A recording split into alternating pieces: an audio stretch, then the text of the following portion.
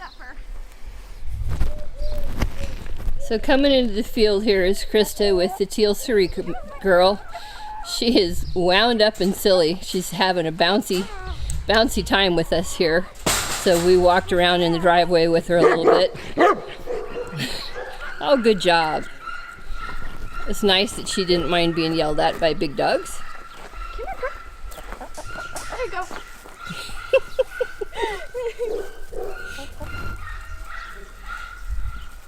Shall we grab the big one? I'll just hang for a minute, I think. Nice job. Good job, girl. So she was really being springy with us out in the yard, but she's calmed down and she's quiet in here. This is really good. So what we've done here is when we handle the dogs wearing a collar or wearing a leash and collar or harness and leash, we have control of them and they know that. And so Krista has intentionally brought her across the yard and into where the chickens are in control, and it wants the dog to know that by having her on leash, because that's what the dog is used to. The dog's not familiar with, she's sitting at my feet. Dog's not familiar with dragging a line like that. So when Krista puts that on her, she's going to think that Krista doesn't have her anymore. So we're going to get some very independent behavior out of her, which is the point.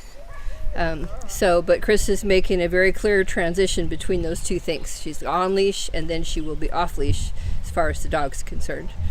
Krista, at your leisure, you can do whatever you want to do. I kind of think that switching out and just following her around like you're just sort of hanging with her would be the thing to do. Good girl.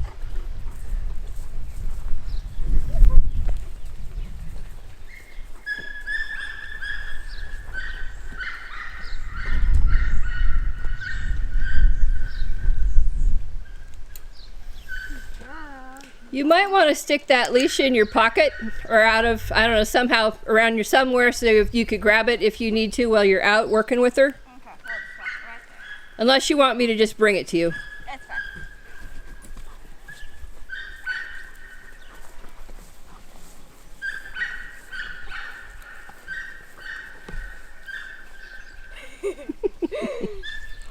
You are such a ham, you little dog. Tangled up. There you go.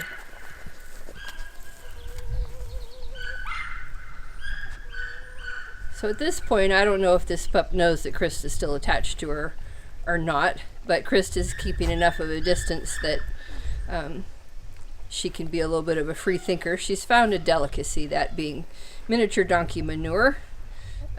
I don't let these young dogs be in with the donkeys because donkeys can kick, so that's a novel thing for her. The chickens are moving around in here behind her and she's dandy. Would you not play with my tripod? You are a funny dog. Go somewhere. Come here, puppy. Come here. Good girl. Yes, good job. Want to go see the chickens?